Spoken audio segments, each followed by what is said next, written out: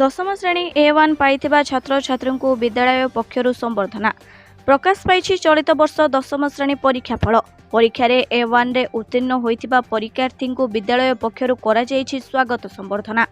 भद्रक जिला वासुदेवपुर ब्लॉक इरम स्थित सोहिंदी मेमोरियल उच्च विद्यालय पक्षरु आज A1 रे उत्तीर्ण होइथिबा 5 जण छात्र छात्री को आज विद्यालय परिचालना कमिटी और शिक्षकों पक्षरु संबर्धित करा जाइछि। A1 पाइथिबा छात्र छात्री माने हेले कृष्णा कुमारी महारणा, हिमांशु शेखर महारणा, अभिषेक पाड़ी, सुचित्रा बेहेरा और सौमेन मिश्र प्रमुख। एही उत्सव रे परिचालना कमिटी सदस्यों समेत शिक्षक माने उपस्थित थिले। मोर नाम श्री हिमांशु शेखर महारणा एवं मो शहीद स्मृति सरकारी उच्च विद्यालय जड़े छात्र अटे। हमें चलित वर्ष परीक्षार विद्यालय द्वितीय स्थान अधिकार आज्ञा ये श्रेय क्या देव? ए श्रेय मो फैमिली को देवी आमर स्कूल टीचर मान देवी कारण से माने हमर बहुत सहयोग करछन्ती। अच्छा, भविष्य लक्ष्य कौन रखिछ?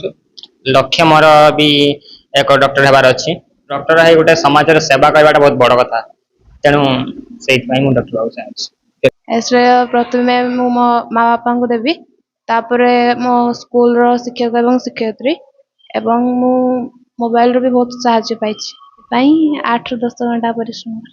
भविष्य लक्ष्य कौन रखिछ? भविष्य लक्ष्य साइंटिस्ट होगा लक्ष्य रखिछ। शहीद स्मृति सरकारी उच्च विद्यालय इरम रो छात्र अटे। चलित वर्ष मु 600 ରୁ 552 नंबर हासिल करिछि।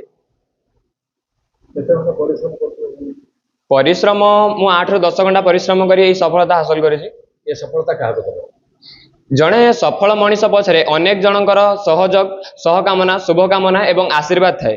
तेणु बहुत जनकर आशीर्वाद रु मुई सफलता हासिल करिछि बोली लाभ आशा करुछि एवं मोर गुरुजन समस्त शिक्षक मानकर एवं मो सांगसाथी मानकर एथिरे बहुत प्रेरणा थिला जहाँकि मुई नंबर हासिल करिछि। प्रथम तो मो फैमिली मो भाई को मु देबी, तापर मो टीचर्स।